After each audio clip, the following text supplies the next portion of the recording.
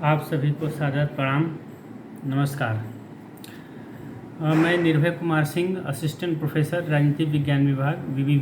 वीवी PG college Shamli. मैं आप लोगों के समक्ष एक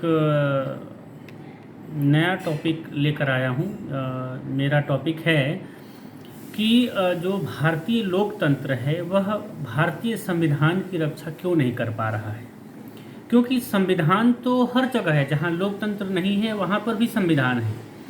लेकिन भारतीय संविधान की जो मूल्य है, चूँकि उसमें लोकतांत्रिक मूल्यों की स्थापना की गई है, जनता के शासन को स्थापित किया गया है, तो फिर प्रश्न उठता है कि भारतीय जो लोकतंत्र है वो भारतीय संविधान की रक्षा क्यों नहीं कर पा रहा है। हम ये देखते हैं कि लगभग 1980 तक हम ये देखते हैं कि भारतीय लोकतंत्र यानी भारतीय जनमानस भारतीय संविधान की एक मुकम्मल रक्षा करने का प्रयत्न करता है।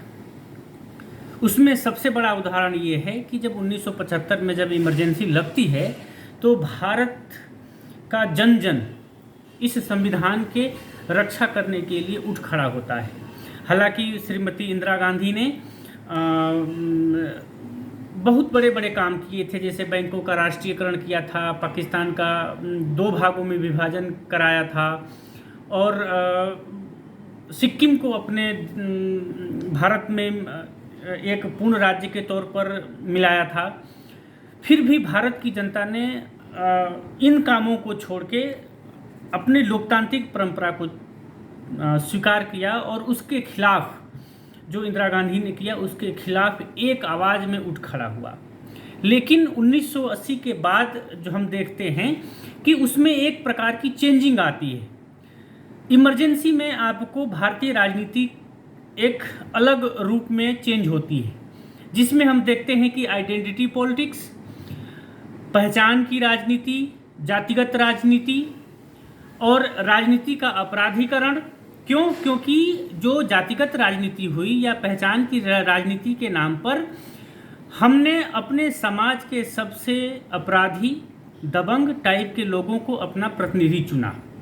फिर हमें देखते हैं कि शाहबानो केस के बाद जिस तरह से सरकार उस निर्णय को पलटती है और फिर जो कट्टरपंथी जो हिंदू थे उनको संतुष्ट करने के लिए फिर उन्होंने जो मंदिर का ताला खोलते हैं, इससे क्या होता है कि भारतीय राजनीति में उसका सांप्रदायिकरण भी हो जाता है।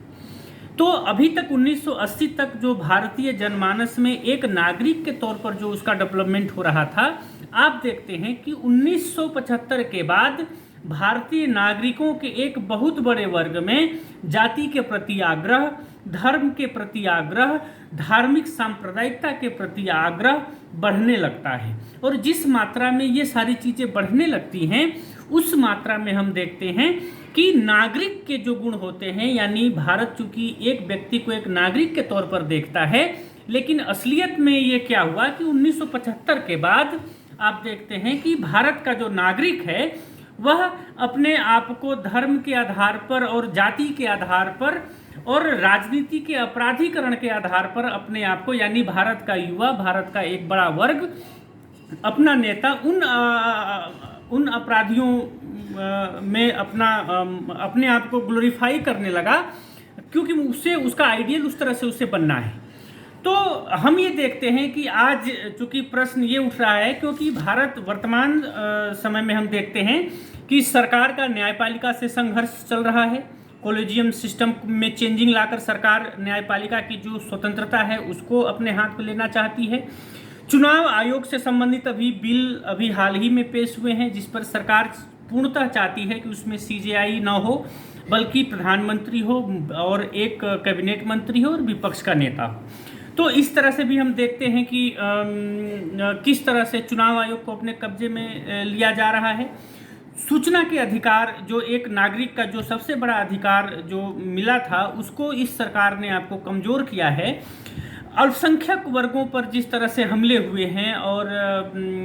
देश के गद्दारों को गोली मारो सालों को, इस तरह के जो नैरेटिव जो सेट किए गए हैं, उनका आर्थिक बहिष्करण जिस तरह से किया गया है, जिस तरह से भारत की जो धर्मनिरपेक्षता है उस पर जिस तरह से कुठाराघात हुआ है, जिस तरह से केंद्र और राज्य के बीच में जिस तरह से शक्तियों का पृथक्करण है, जो संघीय ढांचा है उसको जिस तरह से कमजोर करने की कोशिश की गई है, अधिकारों की अपेक्षा कर्तव्यों पर ज़्यादा ध्यान दिया गया है, ये सारे जो असंवैधानिक जो कृत्य हैं, इतना कुछ होने के बावजूद भी हम देखते हैं कि जनता जो है वो इसके खिलाफ खड़ी नहीं हो रही है जिस तरह से 1975 में खड़ी हो गई थी। इसका सीधा सा मतलब है कि लोगों के जहन में जो चूंकि गांव, समाज, चौराहे, किसी भी गली मोहल्ले में अगर आप जनता के विमर्श को देखेंगे तो उसमें हम ये देखेंगे कि लोगों का आग्रह नागरिकता के प्रति, संविधान के प्रति कम है, धर्म और जाति के प्रति उनका आग्रह ज़्यादा है। और जो लोग थोड़ा बहुत, खासकर क्षेत्रीय दलों में हम ये देखते हैं कि अगर उनका संविधान के प्रति आग्रह है भी तो वह कमज़ोर है। ऐसा क्यों है? क्योंकि 1975 के पहले अगर कोई नेता किसी दूसरे पार्टी में जाता था तो कार्यकर्ता दूसरे पार्टी में नहीं जाते थे, लेकिन 1975 के बाद क्या हुआ कि धीरे धीरे ये ट्रेंड हो गया कि यदि नेता जाता है तो उसके समर्थक भी छोड़ के उस पार्टी में चले जाते हैं। जैसे आप ओपी राजभर को देख सकते हैं कि ओपी राजभर कल आपको संविधान की दुहाई देके भाजपा के खिलाफ थे, आज वो भाजपा में चले गए तो फिर वो संविधान, चूंकि उनके समर्थक भी चले गए। आज सपा हो, बसपा हो, आरजेडी हो, जितने भी क्षेत्रीय दल हैं उनके जो समर्थक हैं, जो आग्रह उनका है, आज वो भले भाजपा को संविधान की दुहाई देकर भले ही वो आपको उसके खिलाफ अपनी बात रखते हों, लेकिन यदि कल को अगर सपा का आपको गठबंधन भाजपा से हो जाता है तो उसके कार्यकर्ता भी भाजपा के गठबंधन को ही वोट देंगे। इसका मतलब साफ जाहिर है कि जो संविधान के प्रति जो आग्रह होना चाहिए वह उस तरह से नहीं है जिस तरह से 1975 के बाद आपको देखने को मिलता है। इसलिए हम यह कह सकते हैं कि जब तक गांव के किसी शहर के चौराहे, पान की दुकान, यानी जो जनता का विमर्श आपको जाति धर्म से हटकर पुनः संविधान के विमर्श पर नहीं आएगा, तब तक किसी नेता द्वारा संविधान की रक्षा करना नामुमकिन है। इन्हीं सब बातों के साथ मैं आप सभी को धन्यवाद देता हूँ। नमस्कार।